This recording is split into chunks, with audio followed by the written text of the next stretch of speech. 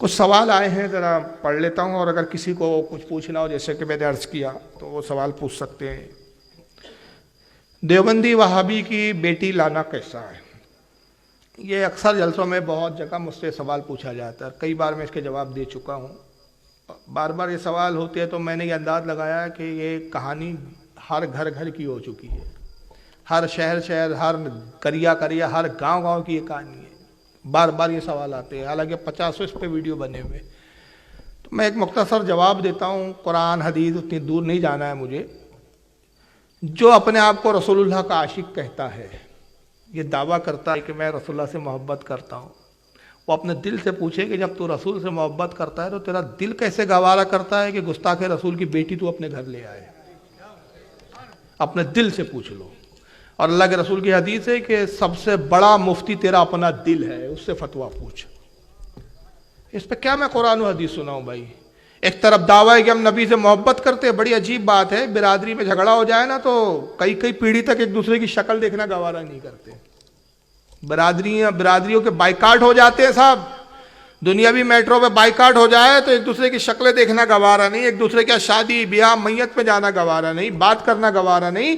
دعویٰ نبی سے محبت کا ہے، اور حالت یہ ہے کہ بس زبانی جمع خرچ ہے، نبی سے محبت کرتے، بہت محبت، بھائی جان دے سکتے، جان کیا دیں گے بھائی؟ ابھی بیٹی نہیں چھوڑ پا رہے ہو تم وہابی کی، اس پہ فدا ہو گئے تم، تو کیا جان دو گے تم؟ تو یہ اپنے دل سے ہی آدمی پوچھے۔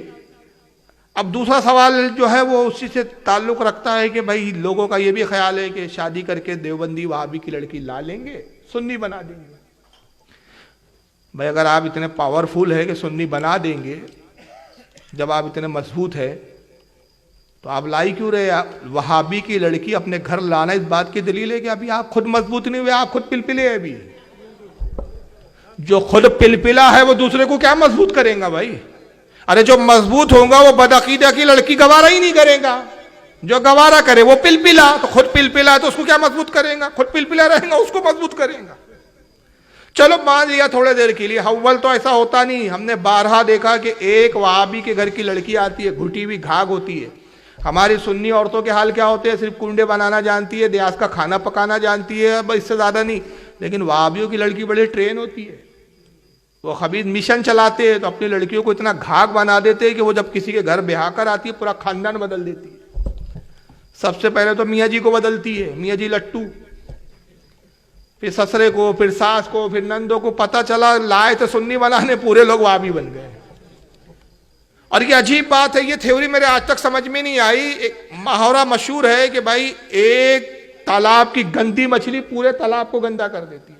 ہم نے تو آج تک نہیں سنا کہ صاحب ایک گندی مچھلی مر گئی تو ساری مچھلیوں نے مل کر اس کو صاف ستھرا کر دیا ہو۔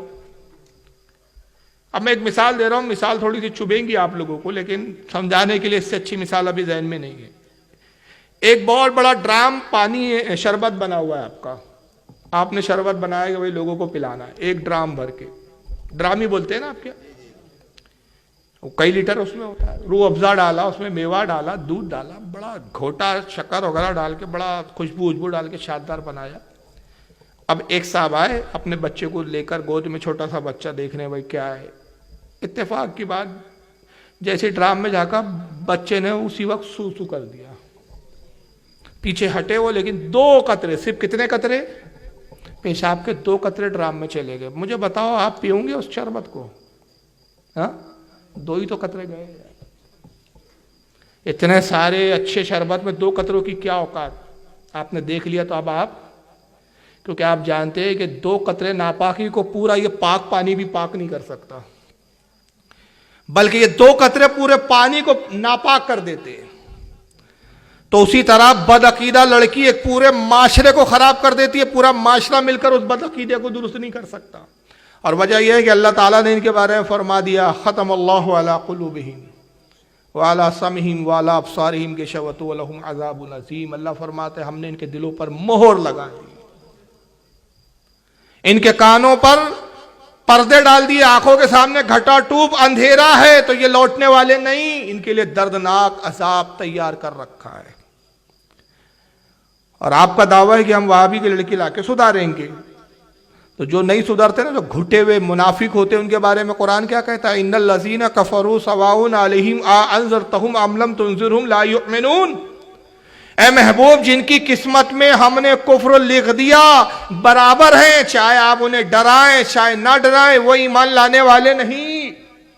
رسول سے کہا جا رہا ہے محبوب اگر آپ بھی سمجھاؤ تو نہیں مانیں گے، یہ کیوں؟ ہم نے ان کی قسمت میں لکھ دیا کہ گمراہ ہے، گستاخ ہے، کافر ہے۔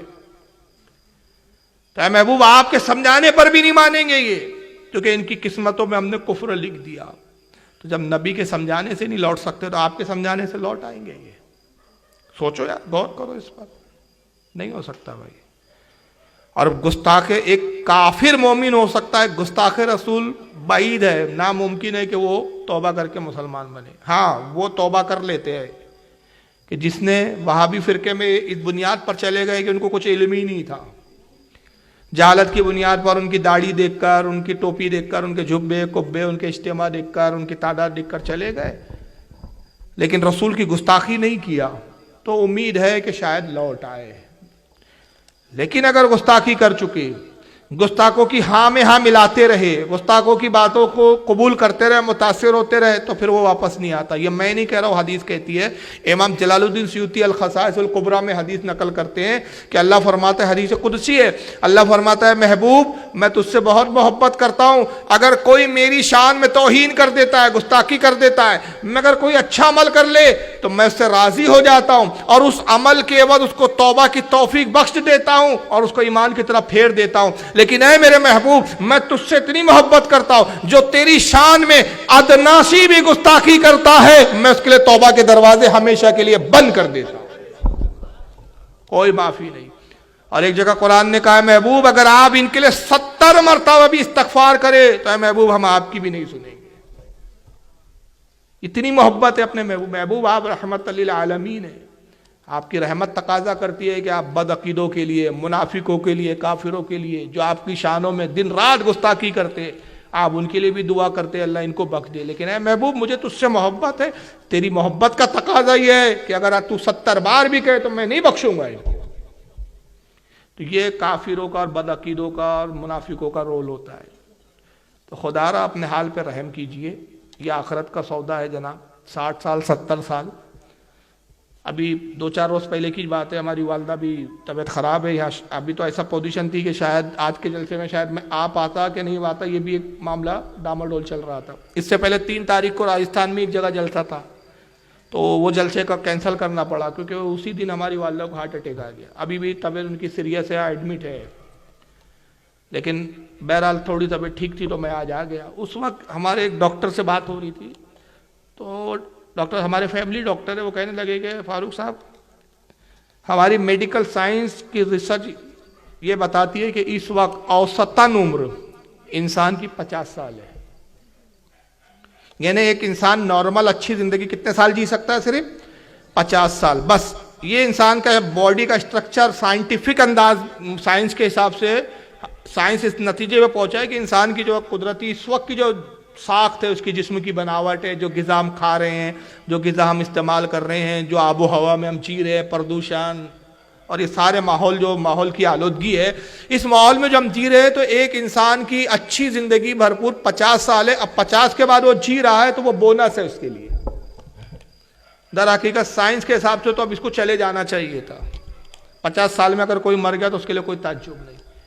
تو آپ کی اور ہماری اوسط عمر یعنی کتنی ہے؟ 50۔ اور ہم تو دیکھ رہے ہیں یار 55 سال 60 سال ہارٹ اٹیک آیا اور چلتے بنے۔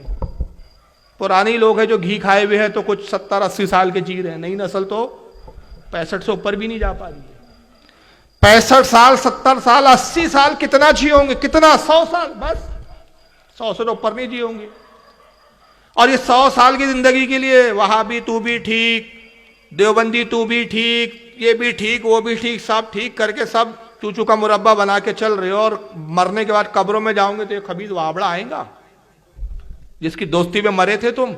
ارے یہ تو اتنا منوس کی اولاد ہے کہ یہ بولتا قبر پہ جانا حرام، فاتحہ دینا حرام، جس کی دوستی میں مرے جا رہے، یہ تمہارے مرنے کے بعد قبر پر آ کر سورہ فاتحہ بھی پڑھنے کو تیار نہیں ہے، اور اسی کے لیے سب اپنی آخرت تباہ کرنے پہ تلے ہوئے ہو آپ۔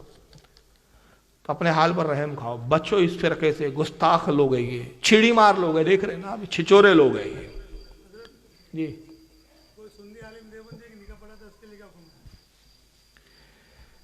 بھائی یہ سوال کیا ہے انہوں نے کہ کوئی سنی عالم دیوبندی کا نکاح پڑھاتا ہے تو اس پر کیا حکم ہے؟ تو وہ سنی عالم ہی نہیں ہوں گا، پھر وہ تقیہ کر رہا ہوں گا شیعوں کی طرح. کیونکہ سنی اگر عالم ہے تو اس کو تو اتنا معلوم ہونا چاہیے کہ بھائی وہابیوں پہ فتویٰ کیا ہے، دیوبندیوں پہ فتویٰ کیا ہے، کیا فتویٰ ہے ہمارے علماء کا. اور علماء سے مراد یہاں کون ہے؟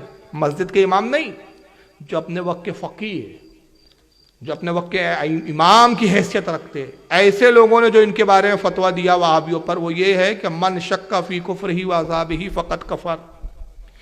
یہ ایسے بدترین کافر ہے کہ جو ان کے کفر اور عذاب میں شک کرے وہ بھی کافر ہے. تو جن کے کفر کا لیول یہ ہو، بلکہ حضرت شیخ ابو صالح کمال مکہ کے عالم تھے، حسام الحرمین میں دیوبندیوں کے تعلق سے جب انہوں نے فتویٰ لکھا تو کیا جملے لکھے، وہ جملے پڑھو تو رونگٹے کھڑے ہو جاتے. وہ کہتے ہیں یہ اتنے بدترین کافر ہے کہ ایک بت پوجنے والے کافر کو بھی ان کی صحبت سے بچاؤ. اور پھر کہتے ہیں عزیز تم سوچ رہے ہوں گے کہ میں نے کیا کہہ دیا. یہ ان کے عربی میں فتویٰ، اس کا میں اردو ترجمہ بتا رہا ہوں، مفہوم بتا رہا ہوں. عزیز تم سوچ رہے ہوں گے میں نے کیا کہہ دیا، کل تک وہ بت پجاری ہے، کافر ہے، امید ہے کہ اللہ تعالیٰ توفیق دے تو اسلام کی طرف آ جائے. لیکن اگر یہ بد عقیدوں کے ساتھ رہا اور اگر ان کے ساتھ رہ کر کلمہ بھی پڑھا تو وہ ایسا اسلام لائیں گا کہ جس پر آلریڈی پہلے سے ہی مہر لگی ہوئی ہے. وہ جماعت میں یعنی ایک آنکھ کے گڑھے سے نکلا اور دوسرے آنکھ کے گڑھے میں کودا، کوئی فائدہ نہیں اس کو. تو ان کو کافر کو بھی ان کی صحبت سے بچاؤ، یہ اتنے بدترین ہے. اور پھر کوئی امام ہو کر نکاح پڑھائے. تو شریعت کا اصول یہ ہے، فتاوی رضویہ شریف میں اعلیٰ حضرت نے ایک جگہ نہیں کئی جگہ فتوے دیے کہ کوئی سنی عالم اور امام ہونے کا دعوے دار ہو، بد عقیدے کا نکاح پڑھاتے ہو، وہابیوں کا نکاح پڑھاتا ہو، اس کو جائز سمجھتا ہو، جبکہ اس کو معلوم ہے کہ یہ وہابی اور پھر بھی قصدانہ جان بوجھ کے پڑھاتا ہو، تو اس کا خود کا اپنا نکاح ٹوٹ گیا. اب اپنی بیوی کے پاس جا رہا ہے تو حرام کاری کر رہا ہے، بچے پیدا کر رہا ہے، حرامی بچے پیدا ہو رہے ہیں. یہ میں نہیں کہہ رہا ہوں، شریعت کا فتویٰ ہے. یہی فتویٰ فتاوی عالمگیری میں، یہی فتویٰ در مختار میں. اور در مختار عالمگیری یہ کتابوں تک رسائی نہ ہو تو میری فقیر کی کتاب ہے، شاید یہاں آپ نے نام سنا ہوگا، شاید نہیں جانتے بہت سے، کہ کتاب میری لکھی ہے، قرین زندگی. اس کو پڑھیے، اس کے اندر وہ سارے حوالے جمع کیے کہ وہابی سے نکاح کرنے کے کیا حکم ہے. بلکہ یہاں تک اللہ کے رسول صلی اللہ علیہ وسلم کی ایک حدیث ہے سنن ابن ماجہ کی کہ جس نے بد عقیدہ کو، یہ بد عقیدہ لوگ ہیں، کافر لوگ ہیں، حضور کے الفاظ کتنے سخت ہے، جس نے کسی بد عقیدہ کو اپنی لڑکی دی، اس نے گویا اپنی لڑکی پر کتے کو چڑھا دیا. اور پھر حضور نے قرآن کی یہ حدیث بیان کیا، قرآن کی آیت پڑھی، ان اللہ لا یستحی من الحق، اور اللہ حق کہنے میں کسی کا لحاظ نہیں کرتا. حق حق ہے، چاہے کتنا ہی کڑوا ہو بولا جائے گا. اور ظاہر سی بات ہے جو دوا کڑوی ہوتی ہے وہی کارگر ہوتی ہے، بشرط ہے کہ اس کو نگلنا ہم سیکھ جائے. اور اگر تھوک دیں گے کہ کڑوی ہے تو پھر صحت یاب نہیں ہوں گے، بیمار رہوں گے، بدعقیدگی کی بیماری چپکی ہوئی رہیں گی.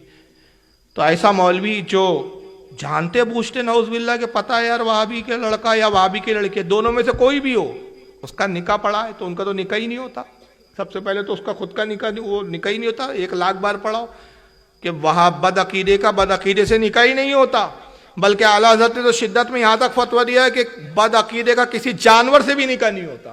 حالانکہ جانور سے کوئی نکاح نہیں کرتا، یہ مبالغہ ہے، یعنی اس کی گہرائی اور اس کی شدت بتانے کے لیے کہ اگر کوئی بد عقیدہ، بلکہ ایک جگہ فتوے میں لکھتے کہ اگر کوئی بد عقیدہ عورت کتے سے نکاح کر لے اس سے بھی نکاح نہیں ہوگا، کہ کتا جانور ہے، وہ رسول کا گستاخ نہیں ہے.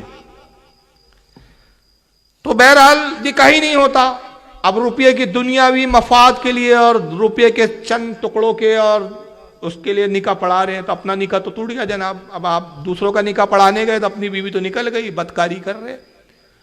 اور اگر امام ہے مسجد کا ایسا شخص تو اس کے پیچھے نماز بھی درست نہیں ہے. اور میں چیلنج سے کہتا ہوں کسی بھی سنی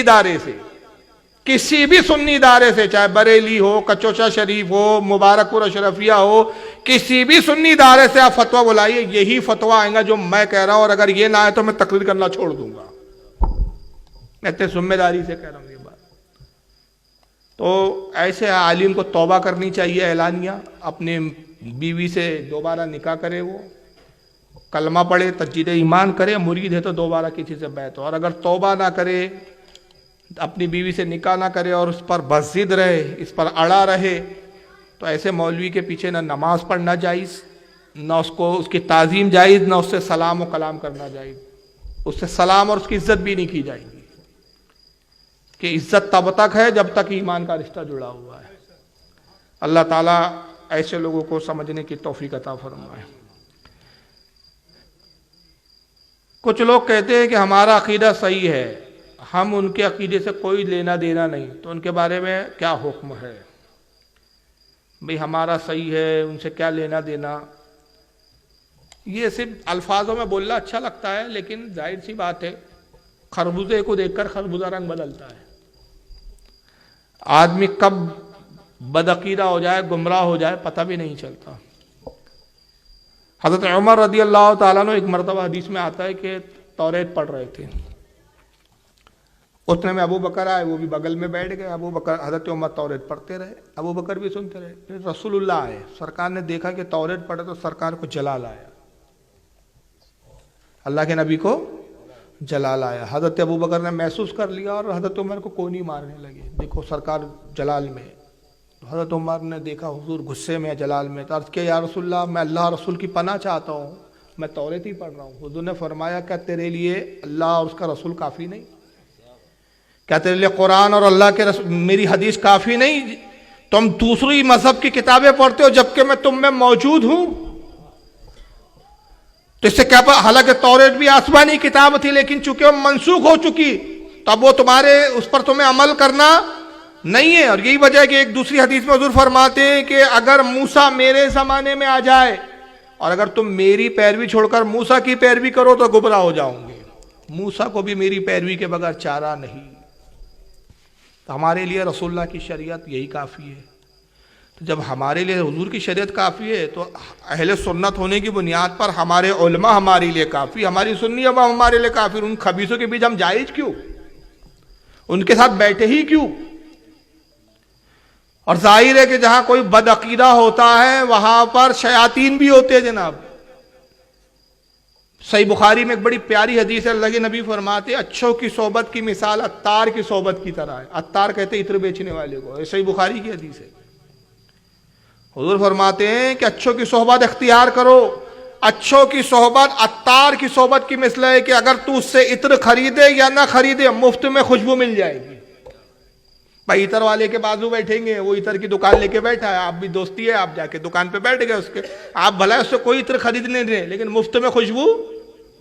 اور پھر آگے حضور فرماتے ہیں بدکاروں کی، بد دین اور بد مذہب کی صحبت اس بھٹیارے کی طرح ہے، بھٹی کے بھٹیارا جو بھٹی میں آگ یا لوہار کی طرح ہے جو لوہے میں آگ میں لوہا تپاتا ہے، اس کی طرح ہے کہ اگر اس کی صحبت میں بیٹھے کچھ ملے یا نہ ملے، چنگاریاں تو کم سے کم ضرور مل جائیں گی، یا تو آگ سے کپڑے جلیں گے اور کپڑے بچا لیا تو چنگاری تو ضرور ملیں گی۔ تو اسی طرح بدعقیدے کے ساتھ بیٹھوں گے تو کچھ نہ کچھ تو آپ بدعقیدگی آپ کے اندر سرات کر جائیں گی، اور آپ کتنے ہی اپنے آپ کو ہوشیار سمجھے، بھائی ارے بھائی مجھے کوئی فرق نہیں پڑتا، اچھا ٹھیک ہے بھائی آپ کو نہیں پڑتا، اب ایک روبرو سامنے ابلیس آ جائے بالکل انسانی شکل میں اور کہ میں ابلیس ہوں، انسانی شکل میں آیا ہوں، آؤ بیٹھو میرے ساتھ بیٹھو، تو آپ یہ کہہ کے بیٹھیں گے ہاں تو ابلیس ہے، تیرے بہکانے سے میرے کو کیا فرق پڑتا ہے، تو اپنی جگہ میں اپنی جگہ، نہیں بیٹھوں گے نا۔ تو بدعقیدہ تو ابلیس سے بھی زیادہ بدتا ہے۔ تو یہ کوئی پیمانہ نہیں ہے کہ بھائی جب ہمارا عقیدہ صحیح ہے تو ان سے تعلق رکھے تو کیا فرق پڑتا ہے، ان کے ساتھ بیٹھنے سے کیا فرق پڑتا ہے، نہیں صاحب ان سے پرہیز کرنا پڑے گا، ان کی صحبت سے بچنا پڑے گا۔ اور صحابہ کرام کا اسی پر عمل تھا، بزرگان دین کا اسی پر عمل تھا۔ خیر وغیرہ سنائیں گے تو کافی لمبا ہو جائے گا۔ اور کیا سوال ہے؟ بس ہو گیا، اتنے ہی سوال ہے۔ چلیے، شادی میں دیوبندی وہابی کو بلانا کیسا ہے، اور آ جائے تو کیا حکم ہے؟ وہی سوال جواب آ گیا اس میں، گستاخ رسول ہے، آپ محبت رسول کرتے تو ایک گستاخ کو آپ کیسے بلائیں گے صاحب؟ اب میں بلاؤں آپ کی دعوت میں وہابی کو، بدعقیدے کو بلانا کیسا ہے؟ سرکار نے فرمایا کہ بدعقیدہ جو ہے وہ جہنم کے کتے ہے، یہ بھی حدیث میں آیا کہ بدعقیدہ کون ہے؟ حضور کہتے ہیں جہنم کے کتے ہیں۔ اب آپ اپنی دعوت میں بلا رہے تو اب آپ خود سوچ لو کس کو بلا رہے ہیں، اور آپ کیا کھانا کھا رہا ہے تو کون کھانے میں منہ ڈال رہا ہے۔ اللہ تعالیٰ سمجھ کی توفیق عطا فرمائے۔ پکی مزار بنانا کیسا ہے؟ دیکھیں عام لوگوں کی اندر سے تو چاہے ولی ہو یا غیر ولی ہو اندر سے پکی بنانا جائز نہیں ہے. کچی اینٹیں لگا سکتے جو آگ میں تپی ہوئی نہ ہو. اور اوپر سے بزرگان دین اور علماء فتویٰ دیتے ہیں کہ اولیاء اکرام کی قبر کو اوپر سے پختہ کرنے میں حرج نہیں، لیکن اس کی جو ہائٹ ہو، اونچان ہو، اونچائی ہو، وہ 2 بالش کم سے کم، زیادہ سے زیادہ 1 بالش ہو یا زیادہ سے زیادہ 1.5 یا 2 بالش، اس سے زیادہ اوپر نہیں ہونی چاہیے. اور اولیاء اکرام کی مزارات کو، قبروں کو اوپر سے پختہ کرنے کی حکمت یہ بیان کی گئی کہ ان کی مزار اگر باقی رہے، پختہ کرنے سے بقا رہیں گی تو لوگ آتے رہیں گے، فیض لیتے رہیں گے. لیکن اس کے باوجود بھی بہت ساری مزارات ایسی ہے، آپ کو میں بتا دوں، بڑے بڑے اولیاء اکرام کی کہ جو اندر سے آج بھی کچی ہے. باہر سے وہ اتنی بڑی دکھتی ہے. جیسے آپ اجمیر چلے جائیں، تحقیق کر لینا میری بات کی، اجمیر شریف جائیں سرکار خواجہ غریب نواز کی، آپ کو جو اونچی دکھتی ہے نا، وہ اونچی نہیں، نیچے اندر جو ہے وہ لکڑے کا وہ تابوت ہے اصل میں. قبر کے اوپر تابوت کے اوپر چادریں ڈلی جاتی ہے، اور نیچے جب تابوت ہٹایا جاتا ہے، وہ عرس کے ایک موقع پہ ہٹتا ہے، غسل قبر ہوتا ہے، وہ ایک رسم ہے. تو وہ کچی ہے، آج بھی مٹی کی مزار ہے، پختہ نہیں ہے. اور غسل قبر کیسا ہوتا ہے، وہ پانی سے پورا نہیں لایا جاتا، کپڑے کو گیلا کر کے مزار کو بس ایسا لگاتے ہیں اور اس کا پانی نچوڑتے ہیں، وہ تقسیم ہوتا ہے. آپ تاج آباد شریف آ جائیں، ناگپور میں سرکار تاج الاولیاء کی بھی مزار ایسی ہی ہے. 26 تاریخ کو عرس کی، ہر مہینے کی 26 تاریخ کو تابوت اٹھایا جاتا ہے، قبر کا وہ غسل ہوتا ہے، پانی تقسیم ہوتا ہے. اصل جو قبر ہے وہ مٹی کی ہی بنی ہوئی ہے. تو ایسے کئی اولیاء اکرام ہیں، اوپر سے تابوت ہے. لیکن اگر کوئی اوپر سے پختہ بنا بھی لیتا ہے تو اس میں حرج نہیں ہے، اندر سے پختہ نہیں کر سکتے. اور عام لوگوں کی قبر پختہ کرنے کی ممانعت ہے. واللہ عالم ثم رسول عالم. قبر پر پھول ڈالنا کیسا ہے؟ یہ جائز ہے، اولیاء کی قبر پر بھی جائز ہے، غیر ولی کی قبر پر بھی جائز ہے.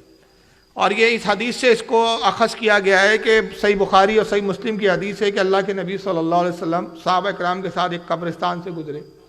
آپ ایک قبر پر، 2 قبروں پر آئے، 2 قبریں تھیں آس پاس. آپ نے فرمایا لوگوں ان قبر والوں پر عذاب ہو رہا ہے. اب یہ بھی حضور کا علم غیب ہے، اور بڑے معمولی گناہ کی بنیاد پر ان پر عذاب ہو رہا ہے. ایک شخص تو وہ ہے کہ جو پیشاب کے چھینٹوں سے نہیں بچتا تھا، کھڑے سے پیشاب کرتا تھا، جسم پہ پیشاب کے چھینٹے آتے تھے، اس بنا پر اس پر عذاب ہو رہا ہے. فرمایا دوسرے شخص پہ اس بنا پہ عذاب ہو رہا ہے کہ یہ چغلیاں کرتا تھا، غیبت کرتا تھا لوگوں کی. پھر آپ نے ایک شاخ بلائی درخت کی، اور اس شاخ کو، جو گیلی شاخ تھی، اس کو 20 سے چیرا، ایک شاخ ایک قبر پر لگائی، دوسری شاخ دوسری قبر پر لگائی. صحابہ نے عرض کیا اللہ کے نبی اس سے پہلے آپ نے کسی قبر کے ساتھ ایسا نہیں کیا. آپ نے فرمایا کہ یہ شاخ جب تک تر ہوں گی، ذکر اللہ کریں گی، اور اللہ کے ذکر کی سبب سے ان صاحب قبر والوں سے عذاب اٹھا لیا جائے. تو حدیث سے پتہ چلا کہ جو تر چیزیں ہوتی ہے، درخت کی شاخیں، ٹہنیاں، پتیاں، جب تک یہ تر ہوتی ہے، گیلی ہوتی ہے، سوکھتی نہیں، تب تک یہ اللہ کا ذکر کرتی ہے.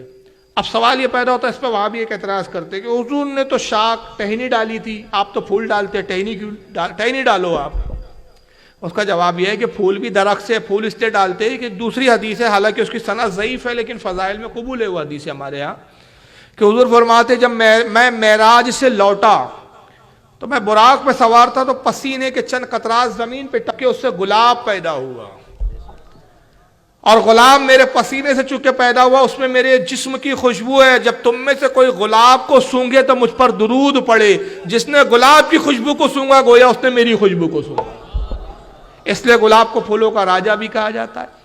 اب ایک حدیث یہ ہو گئی. اب دیکھیے یہ سب حدیثوں پر ہمارے عمل ہے. دوسری ایک حدیث میں حضور فرماتے ہیں لوگوں جانتے ہو سب سے بہترین تحفہ کیا ہے جو ایک بھائی اپنے دوسرے بھائی کو دیتا ہے؟ صحابہ نے عرض کیا اللہ رسول بہتر جانے. فرمایا سب سے بہترین تحفہ پھول ہے، گلاب کا پھول ہے، کہ نہ دینے والے پہ بار نہ لینے والے پر بار.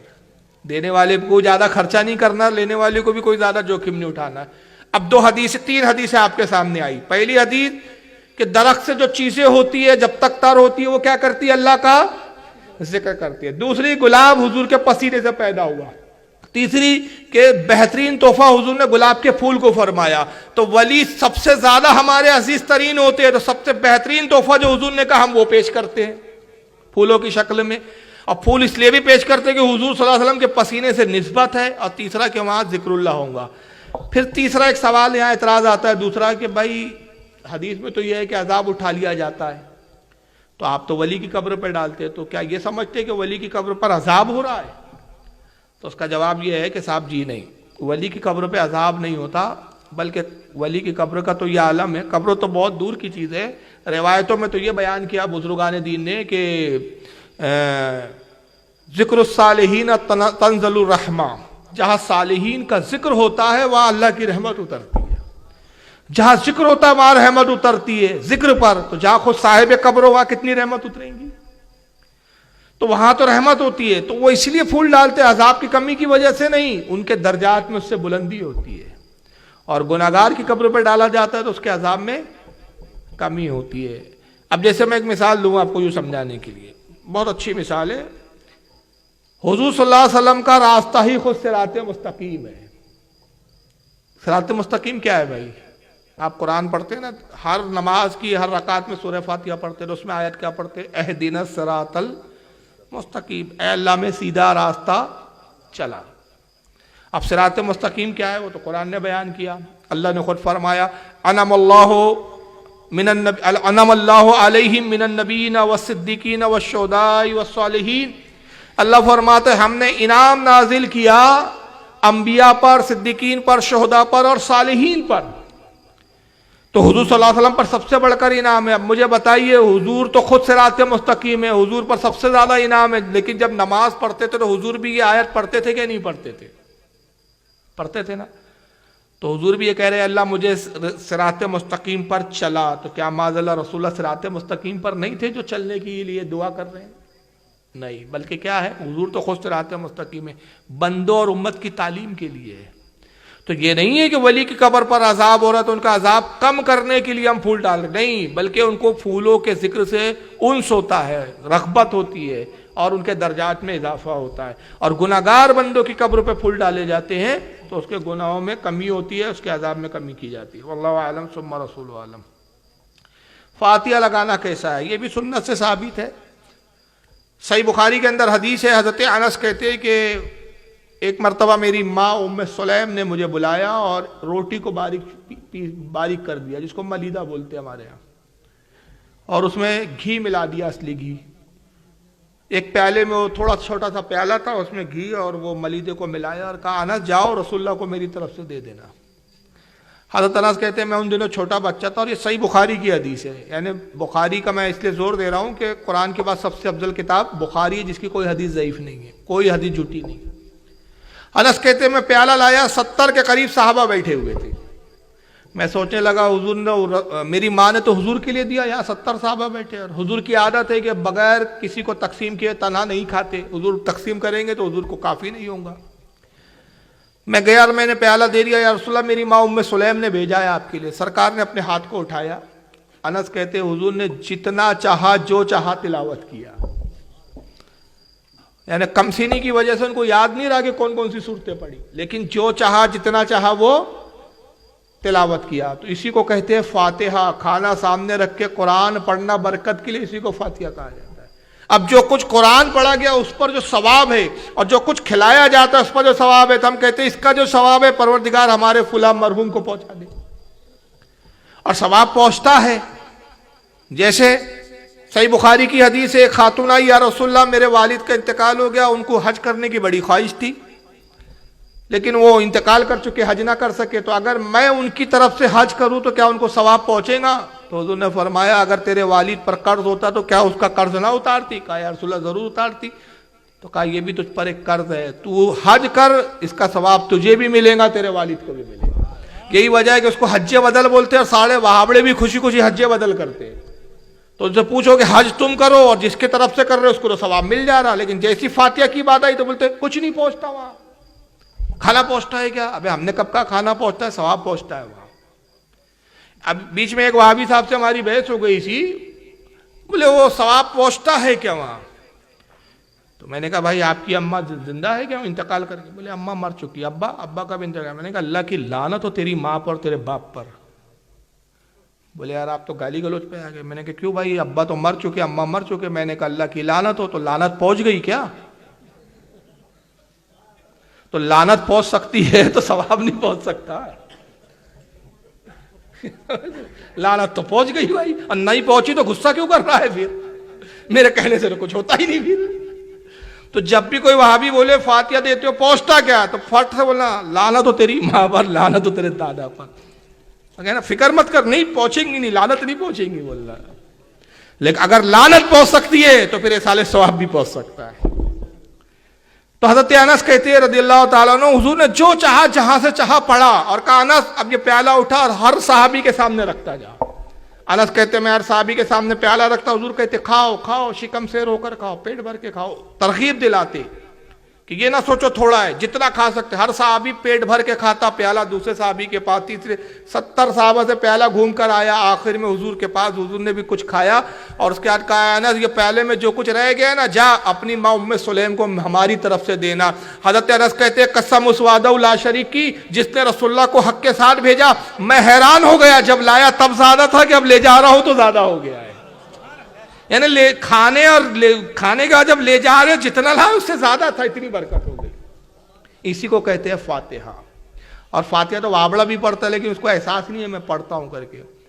بھائی قرآن پڑھنا ہی کا نام فاتحہ ہے نا، کھانے کے سامنے رکھ کے. تو وہاں بھی کیا بسم اللہ الرحمن الرحیم نہیں پڑھتا؟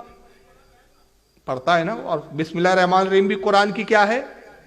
آیت ہے. جب ایک آیت پڑھی جا سکتی ہے تو بہت ساری آیت کیوں نہیں پڑھی جا سکتی؟ اچھا حضور کی حدیث ہے جس کھانے پر بسم اللہ نہ پڑھی جائے اس میں شیطان شریک ہو جاتا ہے. تو پتہ چلا کہ فاتحہ کا کھانا تو برکت والا ہو جاتا ہے، جس کھانے پر فاتحہ نہ پڑھی جائے اس میں شیطان شریک ہو جاتا ہے. کیونکہ بسم اللہ بھی جو ہے وہ ایک فاتحہ کا ہی عمل ہے نا، وہ بھی قرآن کی ہی آیت ہے. اولیاء اللہ کے سے مدد مانگنا کیسا ہے؟ بھائی بالکل اہل سنت، ہم اہل سنت کے نزدیک بالکل جائز ہے. اس کا ثبوت بھی حدیثوں میں موجود ہے. اور ہمارا عقیدہ یہ ہے کہ اولیاء اکرام مدد کرتے ہیں، اللہ تعالیٰ نے ان کو اختیار دیا ہے، وہ اللہ کی بخشی ہوئی طاقت سے مدد کرتے ہیں.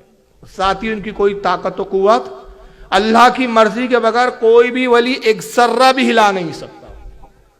اب مرضی الہی ہو تو ایک پہاڑ کو ادھر سے ادھر کر دے وہ.